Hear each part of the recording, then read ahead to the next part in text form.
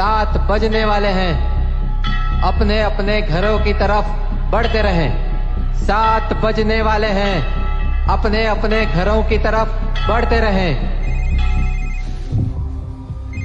Hello जी राणा साहब। बोला 7 बजने वाले हैं। सब लोग घर गए या नहीं? जी जी राणा साहब, लगभग सब चले ही गए। लगभग?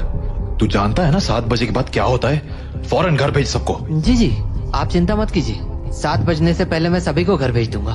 ठीक है, तू भी जल्द घर चले जा। जी राणा साहब, कल मिलते हैं। देव। हाँ पापा। 7 बजने वाले हैं, जाओ जाके सारे खिड़की दरवाजे बंद कर दो। हाँ पापा। 7 बजने वाला है। अपने अपने घरों की तरफ बढ़ते रहो। ये चढ़ो रे सब, दुकान बंद हो गई अब। अरे काकी चाय तो पिला दे। रे बावड़े, घंटी की आवाज ना सुनी के तेने? 7 बजन को है, जल्दी से घर निकल वरना। अरे बुढ़िया तू बहुत सोचती है, ये सब बस फालतू की बातें हैं, इतना दिमाग मत लगाया कर। बब्बन बेटे, थारे से बहस करने का समय ना है हमारे पास। बेहतर होगा कि 7 बजने से पहले तू अपने घर पहुंच जा, क्योंकि अगर रास्ते में वो मिल गए ना तो दोबारा यहाँ मत आइयो, क्योंकि मैं दरवाजा ना खोलूंगी, समझ गया? जा यहाँ से अब। हाँ जाता हूँ जाता हूँ। हाँ बोलो राणा सा। काकी सब लोग घर चले गए ना? हाँ सब चले गए। ठीक है, आप भी याद से खिड़की दरवाजे बंद कर लेना। रोज फोन करके यही बोले है तू। अरे 7 महीनों से गांव में कुछ ना हुआ तो अब क्यों जावेगा? 7 महीने पहले जो हुआ था वो दोबारा भी हो सकता है, इसलिए सावधानी जरूरी है। पापा। हाँ? सारे खिड़की दरवाजे लगा दिए। और पर्दे? पर्दे लगाए? पर्दे क्यों? खिड़कियां लगा तो दी हैं, और वैसे भी वो लोग तो तभी अंदर आ सकते हैं ना जब उन्हें अंदर बुलाया जाए, तो फिर। देव, होश में हो? ये क्या बोल रहे हो? अरे हम पर्दे उनसे छिपने के लिए थोड़ी लगाते हैं, बल्कि इसलिए लगाते हैं ताकि हम उन्हें ना देख सके, उनसे बात ना कर सके और उनके बहकावे में ना आ सके। ऐसी गलती बहुत से लोगों ने की थी, उनके साथ क्या हुआ ये पूरा गांव जानता है, इसीलिए अच्छा होगा कि हम वो गलतियां ना दोहराएं। पापा, क्या मम्मी के साथ भी ऐसा ही कुछ हुआ था? क्या वो भी? 7 बज गए, जाओ जल्दी से जाके पर्दे लगा दो, वो लोग अब आते ही होंगे। हाँ। तो राणा सा की बात मानकर देव खिड़कियों पर पर्दे लगाने के लिए चला गया, पर अभी वो पर्दे लगा ही रहा था कि उसने ऐसा कुछ देखा जिससे उसके होश उड़ गए। देव बेटा। मम्मी, आप? हाँ बेटा, मैं ही हूँ। पर आप यहाँ कैसे? तुमसे मिलने आई हूँ बेटा। हाँ, पर आप तो मर गए थे ना? नहीं तो, देखो मुझे, मैं तो जिंदा हूँ। लेकिन पापा ने तो बोला आप मर चुके हो। फिर? तुम्हारे पापा झूठ बोल रहे हैं बेटा। मतलब आप मरे नहीं हो? नहीं, मैं तो बस रास्ता भटक गई थी, आज बहुत मुश्किल से तुम्हारे पास आ पाई हूँ, बस तुमसे मिलने। हाँ? सच्ची? हाँ बेटा, हाँ।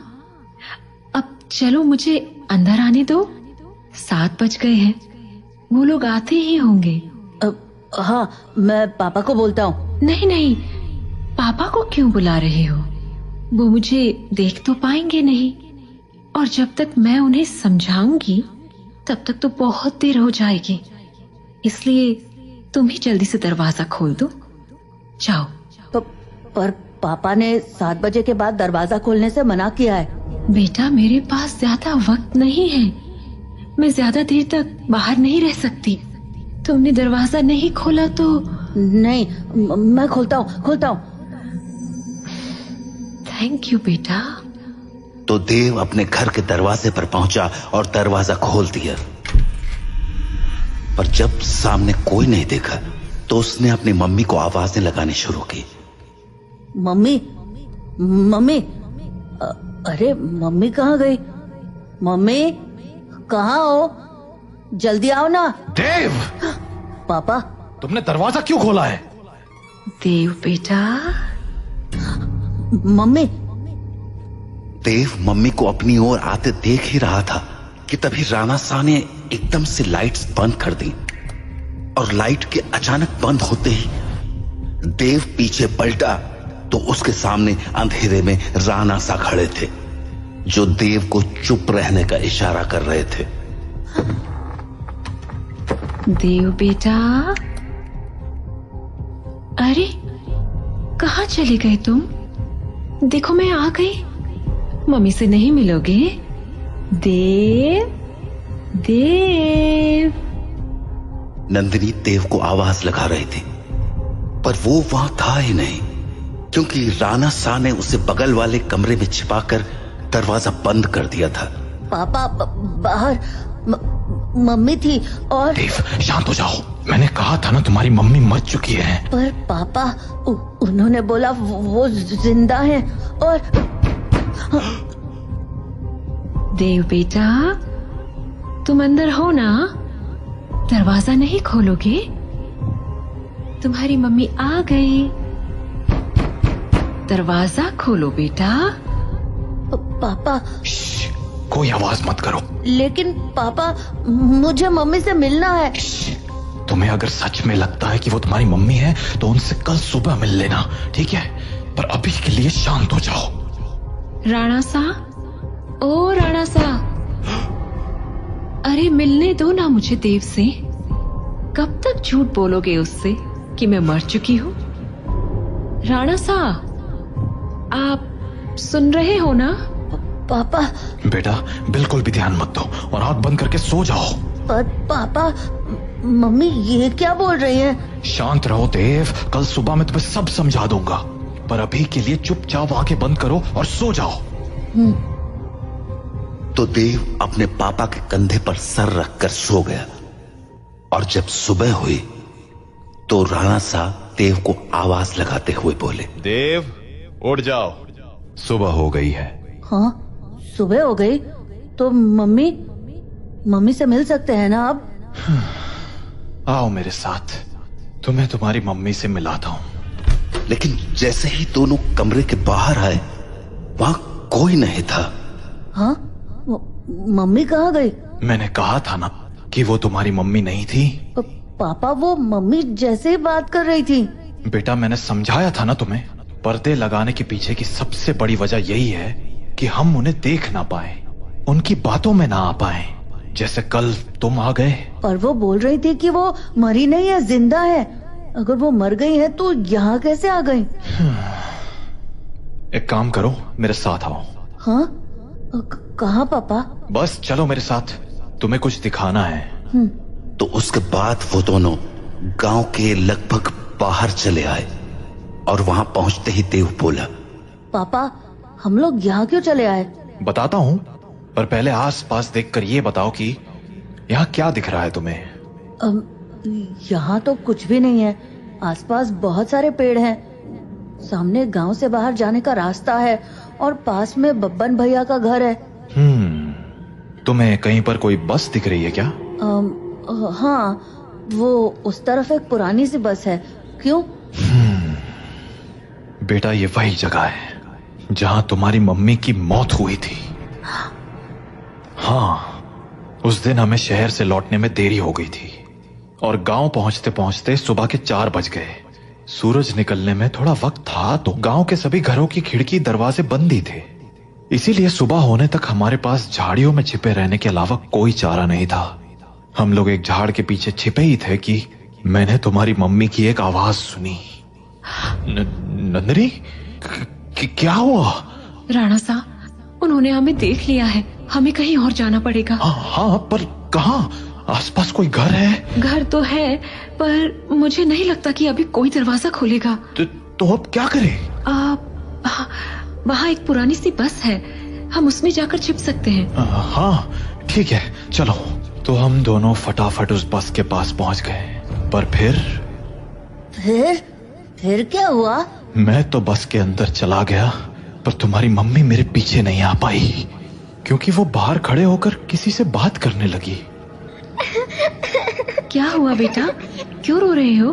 आंटी, मुझे बहुत डर लग रहा है। मैं बाहर छूट गई हूँ।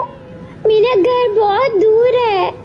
अरे बेटा रो मत, एक काम करो, मेरे पास आओ, हम लोग इस बस में छिप जाएंगे, फिर वो लोग हमें नहीं ढूंढ पाएंगे। सच में आंटी, कोई नहीं ढूंढ पाएगा? हाँ हाँ पक्का, कोई नहीं ढूंढ पाएगा, आ जाओ। थैंक यू आंटी, पर मैंने तो आपको ढूंढ लिया। हाँ?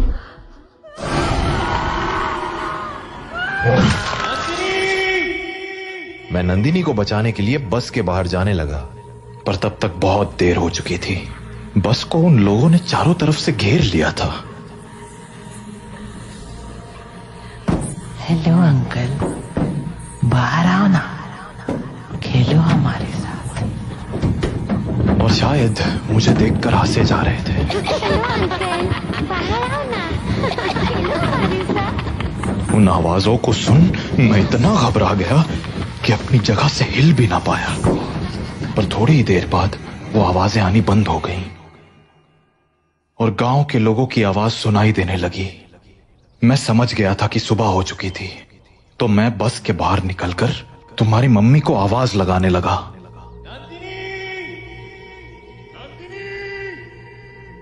पर वहां अब कोई नहीं था।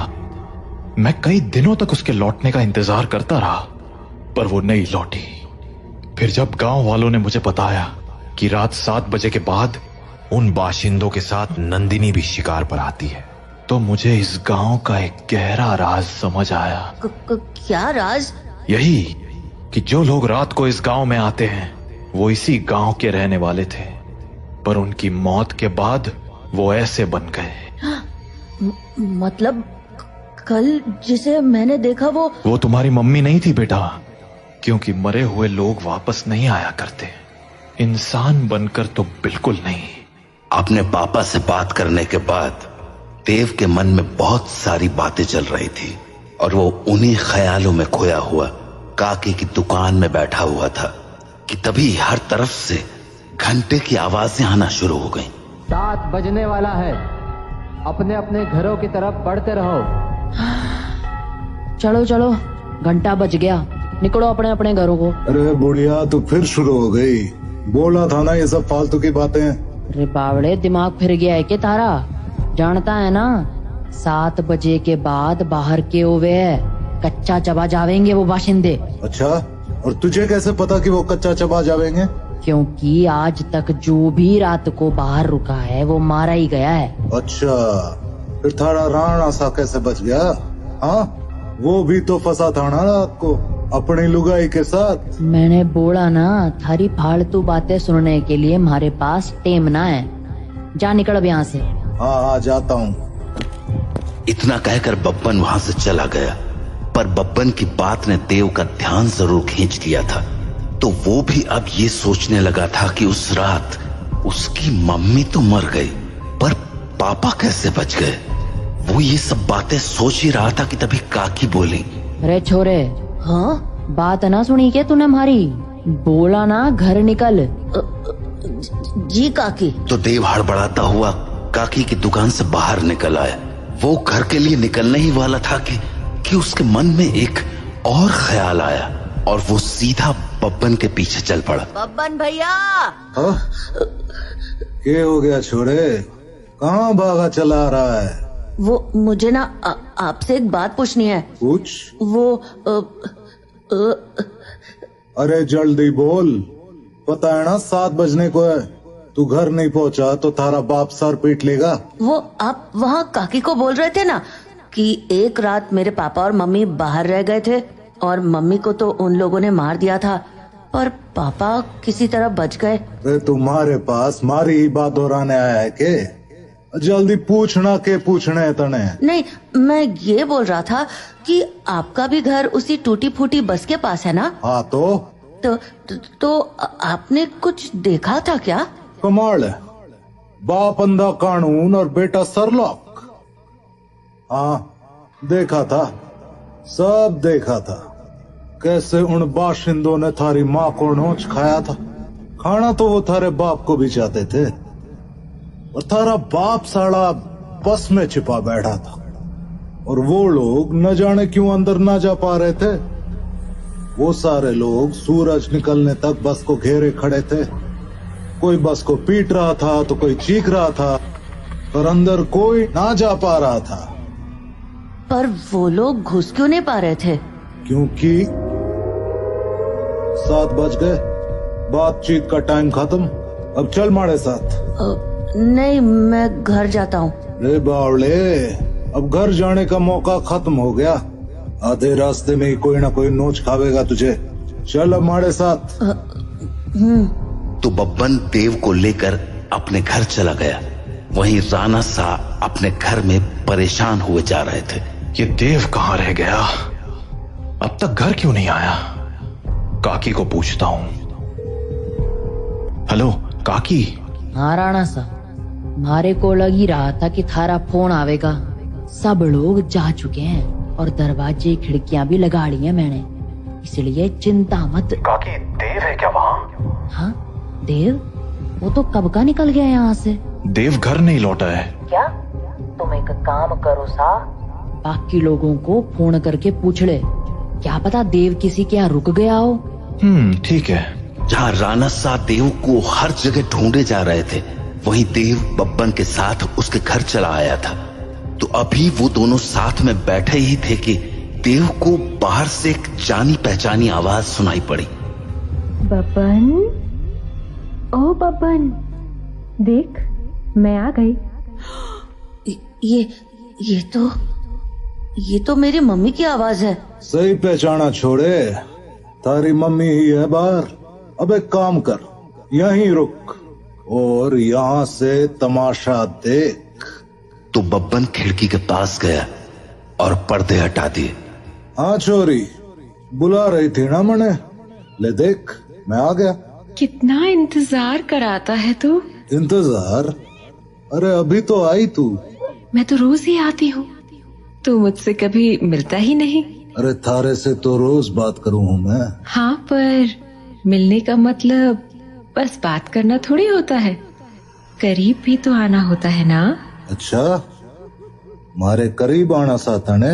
और नहीं तो क्या, खोलना दरवाजा।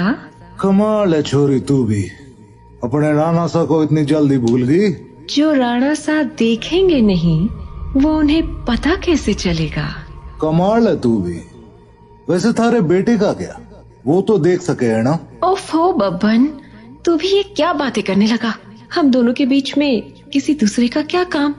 जाना, दरवाजा खोल देना, मुझे तेरे से अच्छे से मिलना है। अच्छा चल ठीक है, खोल ही देता हूँ दरवाजा अब। तो बब्बन दरवाजा खोलने जा ही रहा था कि देव बोला, बब्बन भैया दरवाजा मत खोलना, वो मेरी मम्मी नहीं है। अरे यो बात तो मने भी पता है, यो थारी माँ तो अब बिल्कुल ना रही। अरे बब्बन भैया, मैं सच कह रहा हूँ, वो इंसान नहीं है।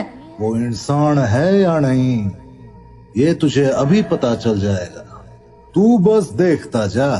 तो इतना कहकर बब्बन ने दरवाजा खोल दिया और सामने खड़ी नंदिनी से बोला, हाँ छोरी, मिलना था ना तने मारे से, आजा अंदर आजा। बब्बन की बात सुनकर देव के तो होश ही उड़ गए, पर तभी कुछ अजीब हुआ। उसने देखा कि उसकी मम्मी दरवाजे पर तो खड़ी थी, पर दरवाजे से अंदर नहीं आ रही थी। क्या हो गया, रुक क्यों गई, आजा अंदर। नंदिनी कुछ देर तो वैसे ही खड़ी रही, पर फिर बोली, तू बाहर क्यों नहीं आ जाता बब्बन, मैं तुमसे यहीं मिल लूंगी। अरे अभी तो अंदर बुलाने को कह रही थी, अब बाहर बुला रही। देख छोरी, आना तो तुझे ही पड़ेगा, अब सोच ले। तू भी ना बब्बन, कितना इंतजार कराएगा, आ जाना बाहर। नंदिनी के जवाबों को सुनकर देव के मन में बहुत सारे सवाल उठने लगे थे, जैसे कि उसकी मम्मी घर के अंदर क्यों नहीं आ रही थी, और वो बार बार बब्बन को बाहर आने को क्यों कह रही थी। देव धीरे धीरे बब्बन के पास पहुंच गया, पर इससे पहले कि वो बब्बन से कुछ पूछता, उसे नंदिनी ने देख लिया और वो बोली, अरे बेटा देव, तुम भी यहाँ हो? आओ ना, मम्मी से नहीं मिलोगे? कल हम मिल नहीं पाए थे ना? आ जाओ, आज मिलते हैं। देखो, बाहर तुम्हारे साथ खेलने के लिए इतने सारे बच्चे भी हैं। हम खूब मजे करेंगे। आ जाओ बेटा। नंदिनी और उसके साथ उन बच्चों की टोली को देखकर देव को डर तो बहुत लगा, पर उसने नंदिनी की बातों पर ध्यान न देते हुए बब्बन से पूछा, बब्बन भैया, दरवाजा तो खुला है और आपने मम्मी को अंदर आने को भी बोल दिया है, फिर वो अंदर क्यों नहीं आ रही हैं? और ये बच्चे भी बाहर ही खड़े हैं, क्यों? समझदार लगे तू, सही सवाल पूछना जाने हैं। हाँ, मतलब यो कि जिस रात मैंने थारी माँ को मरते हुए देखा, उस रात मैं भी यही सोच रहा था कि आखिर इन बाशिंदों ने थारे बाप को क्यों नहीं मारा, वो बस के अंदर क्यों ना गए। तो अगली सुबह मैं बस के अंदर गया, ये देखने कि आखिर वहां ऐसा था क्या जिसने उन बाशिंदों को रोक दिया था। पहले तो मुझे कुछ समझ नहीं आया, पर फिर मुझे जवाब मिल गया। क्या जवाब? वो देख। हाँ? यो है रुद्राक्ष की माला। यही वो चीज थी जिसने थारे बाप की जान बचाई थी। बस के अंदर यही लटकी हुई थी। मुझे इसके पीछे की वजह तो ना मालूम है, पर इतना जरूर पता है कि इस रुद्राक्ष की माला को दरवाजे पे टांग दो तो ये साले चाके भी घर के अंदर नहीं घुस पाएंगे। सच में? और नहीं तो के। तो आपको पक्का पता है कि ये इसी रुद्राक्ष के कारण अंदर नहीं आते हैं? रुद्राक्ष उतार के दिखाऊं? देखेगा क्या होता है? हाँ? नहीं। छोरे, ये कोई पहली बार नहीं कराया मैंने। सारी जांच करने के बाद ही अपने दरवाजे पे टांगा है इस रुद्राक्ष को। समझ गया? ये ले, थारे बाप ने फोन मिला दिया। हेलो? हाँ राणा सा। हाँ, चिंता ना करो, थारा छोरा हमारे पास ही है और पूरी तरह सुरक्षित है। चलो, शुभ रात्रि।